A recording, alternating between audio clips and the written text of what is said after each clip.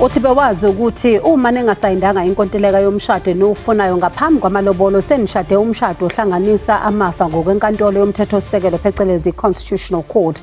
Umthethosivivinywa obizwa nge-Marriage Bill yonyaka u-2023 uhlose ukunika amalungelo afanayo kulo lonke uhlobo lomshado mbukeli, ungakhethile inkolo, ubulili, usiko nokunye obekuvalela abantu ngaphandle. Kusho ukuthini-ke kwembukeli lokhu kubahlali bakuleli abalandela amasiko kanye ney'nkolelo ey'hlukahlukene uma kwenziwa imishado. Asikubingelele umkweli sikwamukele ohlelweni asikhulume Let's Talk. Igama lami nginguBongiwe uMakhumalo wakwaZwane. Khumbula ke mbukele ukuthi ungaba ingxenye lolu hlelo, shayele ucingo sizwe umbuzo noma umbono wakho inombolo zethu 011 714 0677 noma 0678. Siyatholakala futhi kumakhasi ethu okuxhumana ku-X @SABC Izindaba, kuFacebook ikhasi lethu SABC Izindaba. Ukuze kubelula qala ngo-#asikhulume #SABC News bese ke ubhala umbuzo noma umbono wakho. Asikhulume.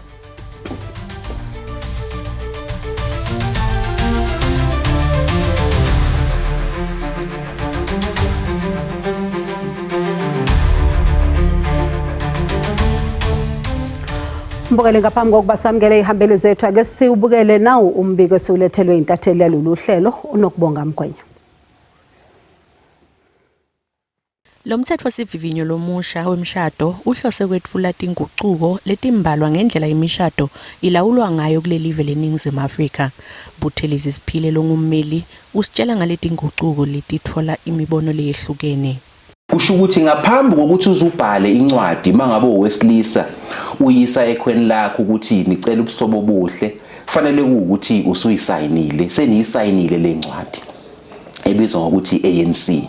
Ekuyiyona ke lapho enithi khona umshado wenu anifisi ukuthi ube umshado ohlanganisa amafa, nifisa ukuthi kube umshado ohlukanisa amafa. Uma ungakwenzanga lokho, wathumela incwadi kwaba khona ingxoxo zamalobolo nabhiyoza, sekhona ulantshoni manje, lokho kuyosho ukuthi umshado wakho usuhlanganisa amafa. Sathi semasiko Professor Musa Xulu unaba ngikuthi ayini amalobolo ngesindlu. Ukulobola akunayiqiniseko zalutho, kuyisethembiso. Lapha kwaZulu nje uzokuthiwa oyishayela akayosi, oyosila akayidli, noseyidlile udla icala. Ngenxa yokuthi uma ubheka idebhizi zizonke emveni kokuphela kwelobolo kuye kube sekungena eminye imicimbi yokho ubuhlobo kushintshisana ngezipho imembeso na yonke leyo micimbi eminye, inqiba amasondo, imicimbi eminingi eyiziqinisekiso sokuthi sethembiso siyafezeka, kodwa akukashadwa. Labashadile bona baqinisekisa njani ukuthi abatitholi sebacabana njengoba sekuphume nasi isinqumo enkantolo lephakeme?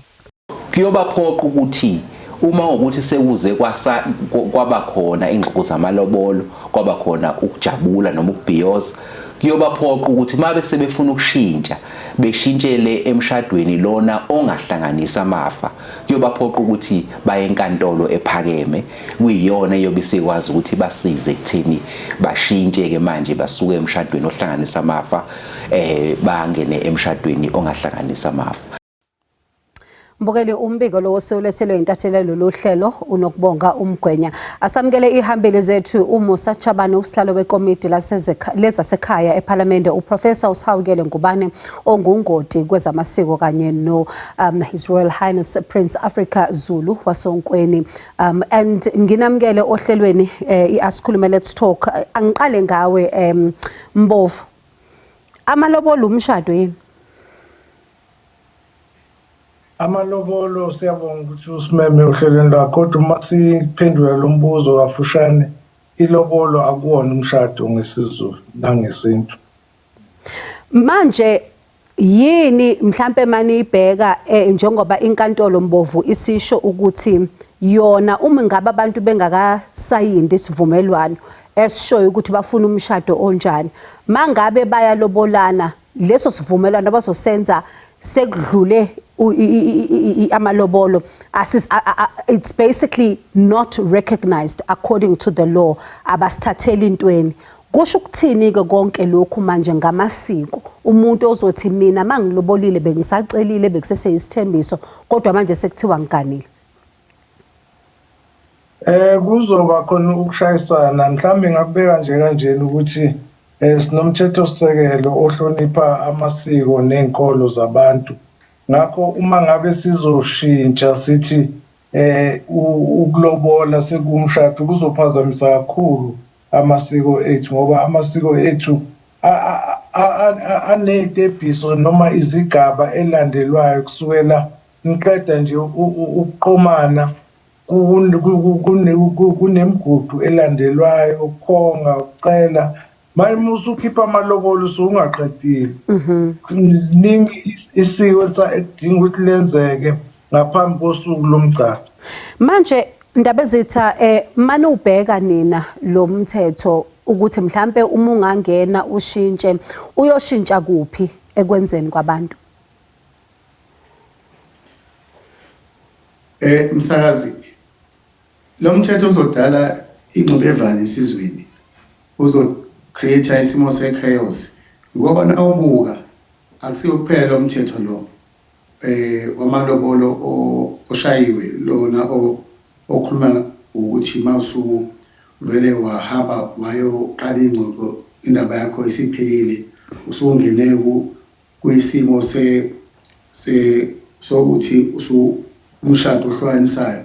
Nawubuka khona neminye imithetho esishayiwe exovayo futhi ekhuluma ngokuthi abantu besifazane sebengalotsholwa. So uyabona ukuthi lana kune agenda confusion ekhona and kune disconnect between abantu abakhethiwe ukubosha imithetho eParliament nabantu okuyibona ababathumile ukuthi abayobalungiselela umthetho. Ngicabanga ukuthi nje siloso simo se-confusion. Angenise kiParliament kule nkulumo yethu. Sihlalo, thank you so much for your time. And you've just heard uthi uNdabezitha there's a disconnect between abantu baseParliament nabantu ababathumile. But ngiyazibuza mina ukuthi how does this ruling then change umsebenzi uqalile around the marriage bill and the consultations? Siyabonga Emazwan and all greetings all panelists. Firstly is that we have noted the judgment of the court in relation to this subject matter that we're dealing with. As you know, that we work closely with the executive, on the other part, the Department of Home Affairs, that must then brief the portfolio committee in a subsequent meeting around how we're going to navigate, or they're going to navigate. But what is important is that the judgment does not direct Parliament or to occasion an amendment to that front. As you know that, and I hear Ndabezitha khuluma ukuthi there's a disjuncture between the Parliament and all members of the community. As you have noted that siqale ngokukhulumisana all the publics and including traditional authorities and stakeholders around the current review of the marriage bill that we have just concluded in last week, and the judgment subsequently then get into the space when we're in the engagement. What will happen is that once we have had a discussion with the Department of Home Affairs around these two subject matters, we'll then have a comprehensive view on how we're going to move on. It's good that at least we have not deliberated as the committee and Parliament around this bill. We're still awaiting to engage with the Department. What has been the overall theme when you speak to people around the issue amalobolo? Do they recognize amalobolo as the ultimate marriage, or is it a step when you speak to the communities?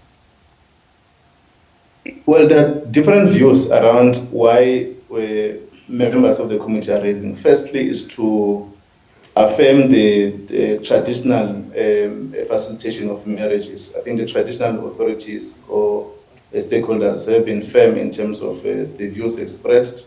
And I think Ungubane has highlighted some of the aspects. And secondly is to make sure that we tightened around the modern regimes that seeks to erode the historical setup of traditional authorities on how we must engage on the marriage laws. And that is a fundamental areas in relation to the systems that the regime system that we're dealing with. Thirdly is on the issues of the members of the public are raising the fraudulent marriages that everywhere. And I think members of the public in our public hearings, they came out clearly in terms of the engaged fraudulent marriages that are within the community, particularly of citizens or people who are from outside our jurisdiction in the Republic, and that we must need to attend. All right, masibuye idolo Mbovu nawe indaba ezitha kukhona into abantu abaningi nababukeli bethu abakhuluma ngayo masibabuza ukuthi bacabangani ngalento ngalomthetho wenkantolo bathi mhlambe into engathi ithanda ukumosha izinto ukuthi abakhwenyana sebayakwazi ukusondela makukhona ingxoxo zamalobolo bese sibona kuba khona mhlambe umuntu kube khona umcimbanyane esiubonayo ekhaya lokho abantu bathi it seems to also be complicating the picture kodwa ngizothanda ukuthi sikhulume ngalokho masibuya khona ezitolo mbukeli unganyakaza.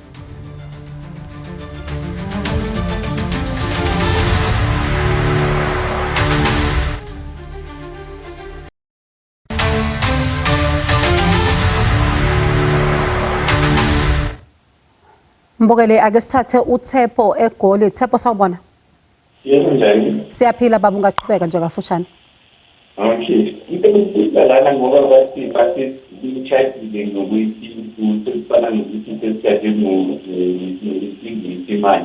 So ngifuna ukuthi manje uzana futhi ngoba manje nishaka nizobhala izinto ezimali nani kubhale phansi ukuthi amalobolo wabantu kanjani. Manje kuhlukana kwethu kanjani la? Uthi mase kuhlukana mhlambe in terms of izinto noma? Yes, izinto nokwenza ningani. Ngiyibeza makhona ngithi manje sithethe ngesilungu kuzomela ukufile divorce nani kwenziwe ama-court. Manje mase kumele sihlukane ngezinto nakhona sithathe ngezinto kuphela ukusho ukuthi kuyohamba kanjani khona. Okay, all right, ngiyakuzwa baba. Angazi noma sihlalo, would you like to take that very briefly, quickly? So uthi according to umthetho, what happens mhlambe mangabe abantu bebelobolene and now it's recognized as umshado? Do they need to go to a court, or what happens when they need to dissolve their marriage? Well, our understanding as stands is that there are processes that must be followed, and I think the justice system is clearer in terms of when you want to dissolve the marriage, and it's not directed to in relation to the judgment that has been done. So if you have entered into the condition of marriage, I think there's a followed process that we ought to engage on to dissolve the marriage. Mbovu angize kuwena noMageba. Ngizoqala ngawe Mbovu. Some people are saying ukuthi the picture is now complicated. Yilo ukuthi sibona abakhwenyana basondela makukhona amalobolo sokuba nomcimbi ekhaya phecelezi bayobiza ilobola luncheon. Lokho kwenza muphi umonakalo noma kudala yiphi inkinga uma ubhekile nje umthetho nje obusushintsha? Njengoba sekushintsha umthetho kuzoba khona inguquko eziningi njengoba sisesaphawula.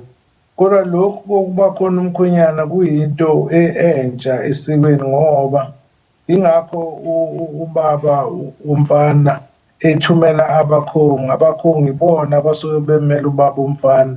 Umkhwenyana akabi khona engxoxweni kodwa kuba abakhongi abaxoxayo. Kuyenzeka-ke ukuthi mhlambe abakhongi babuye bayothathisa inkulumo kumkhwenyana ukuthi angabi kude, futhi-ke nakhona lapho umkhwenyana noma engekho siqu sakhe bangamshayela ucingo ukuthi sekunje baxhumane naye. Kodwa lokho kufika la kuxoxelwa khona amalobolo bese kuyadliwa. Ngicabanga ukuthi ikhona lokho ungayidala inkinga ngoba indaba yokubhiyoza nje ubeke wabeka lo kubhiyoza uma ngabe sekukhishwe amalobolo hayi ngalesikhathi kucelo. Kusho ukuthi mase kukhishwa amalobolo kusuke sekunemndeni yomibili. Umkhwenyana-ke usengaba khona ngibona ukuthi ungaba inkinga ukuthi abe khona uma ngabe amalobolo esekhishiwe. Makeba Yeah. kushintsha kanjani lokhu isithombe somshado uma usibheka ngesiZulu?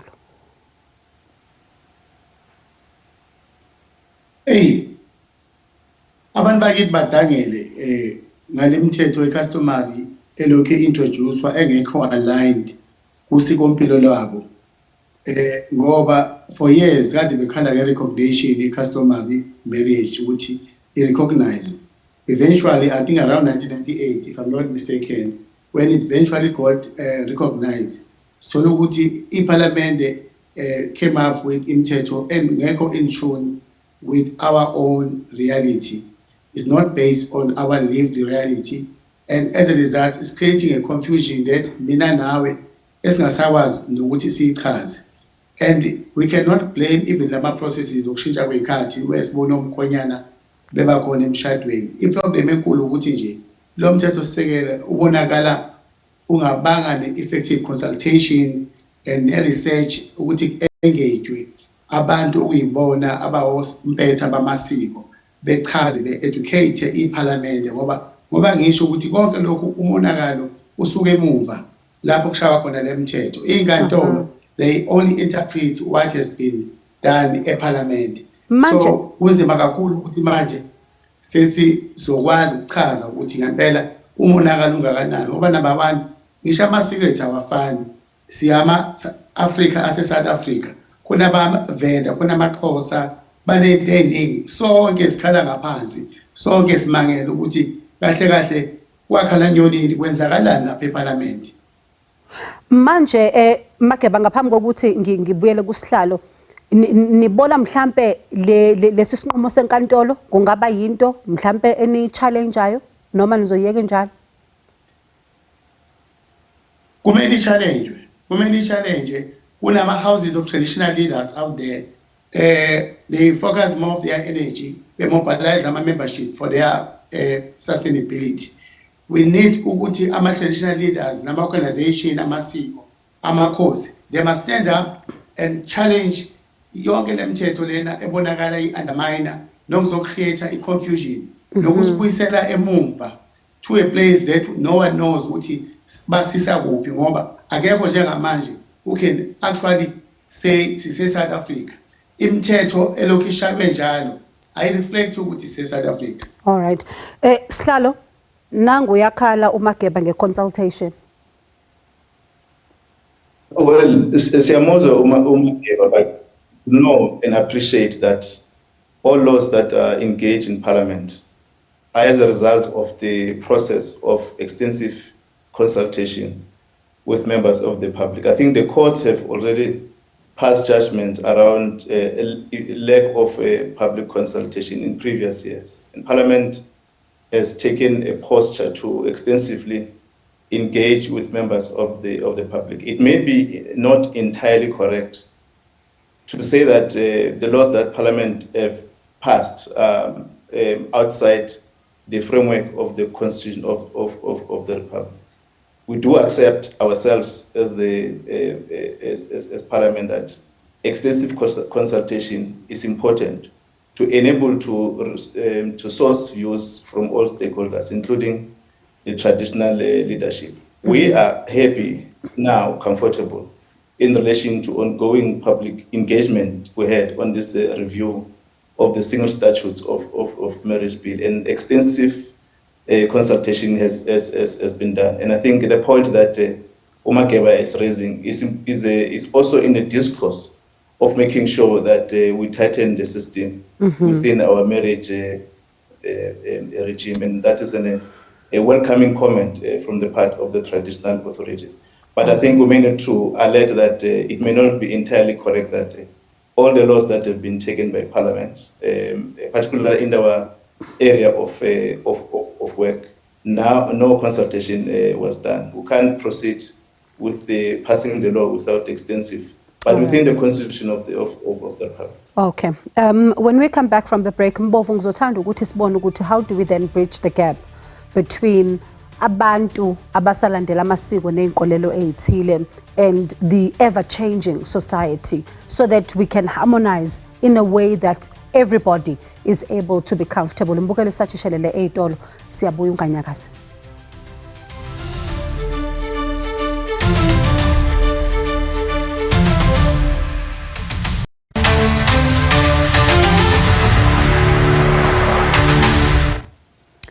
Mbukeli sesiphetha nje ake sibuke ukuthi yini okufanele kwenziwe ukuthi kuneliseke wonke umuntu mbovu koke kube khona isikhathi la sibona khona ukuthi wonke umuntu wenelisekile noma how do we even begin to bridge this divide in order to ensure ukuthi indlela mayilokhu ihamba iya phambili, we see the synergy between the ever changing times kanye nenqubomgomo yabanye abantu. Mhlambe ngabeka kanjena Makhumalo ukuthi kufanele isiko lihlonishwe umthetho ngoba umshado akuyona into ewumthetho kodwa iwumthetho wamasiko. Ngakho there must be a balancing act in protecting ilungelo labantu ngoba manje umthethosisekelo unikeza inkululeko ekutheni abantu abaqhube ngenkolo yabo namasiko abo. Manje umthetho uzophambana nenkululeko yamasiko kuzohlale kukhona ukushayisana. Ukuthi into engayisho nje ukuthi kufanele isiko lihlonishwe ngaphambi kokuthi umthetho ushaywe. Sihlalo, could there ever be a time in the process that you're busy with right now, do you foresee that there can be a time when there's better synergies between amasiko as well as the laws that you're putting in place in Parliament? Well, we think that there will be a synergy in relation to, and I think extensive work has been done by the Department of Home Affairs when they were initiating the bill to Parliament. And given the views that we've solicited so far from all stakeholders, including the traditional authorities, we think that there will be a synergy and without undermining all tradition. And it's important that we take note in relation to the express views to maintain and protect our standing of tradition. Quickly, with the process, are you done? When can people expect that this bill is going to be then put before Parliament, or what happens? What's the process now? Well, we've concluded. Remember, when we were consulting members of the public, Parliament and the committee were not deliberated on this proposed bill. It's a bill that was initiated and developed and tabled before Parliament. We have a responsibility to make sure that members of the public are engaged on this subject matter. Now that we've concluded, we'll draw a report and then invite Department of Home Affairs to then, between the department and the committee, interface on the issues that are rising from the public. Yes, and thereafter we'll then table it in Parliament once we've deliberated. And I think some of the issues that Ungubane is raising and Ndabezitha are well captured in terms of the submission made throughout the country. Ndabezitha, I'm going to give you the final one here. Uthini uMhlahlandlela? Mina bengakhuleka Sihlalo ukuthi ngoba uzobuyela emumva. Mina ngisakholwa kakhulu ukuthi ngoba lo ngishilo ukuthi umonakalo omkhulu wethu usuka le emumva. Ngicela ukuthi nilibukisise indlela enishaya ngayo umthetho ukuthi le mthetho manishaya noma nizoconsulta senishayile niphuma ngempela all way out njengoba siwenibona uIEC mase lizovotelwa abantu basemakhaya akekho umuntu ofika kubona ezothola ukuthi bethinto befaka uvo kugcina kuyinto ephelela lapha na kwi-elite. Mhlambe that's where the challenge is ukuthi hayi ukuthi lama consultation sithi awekho but awekho effective. Mhlambe adinga ukuthi uqiniswa kancane uma kuzoconsultwa so that isheshe siyibone imithetho ukuthi no ngoba thina nje sesicabanga ukuthi mhlambe le mithetho iimportiwe kwamanye amazwe yazofakwa lana ngoba there's an impression that's created. Alright. Anginibonge ngesikhathi senu sibonge nje kakhulu ukuthi nihlanganyele kanye nathi. Mbukeli sibonge nawe ukuthi uhlanganyele kanye nathi nehambeli zethu uMusa Chabane usihlalo wekomiti lezasekhaya eParliament, Professor Sihawukele Ngubane ongungoti kwezamasiko kanye noPrince Africa Zulu wasonkweni Royal House. Mbukeli ayixabene akube ngokuzayo.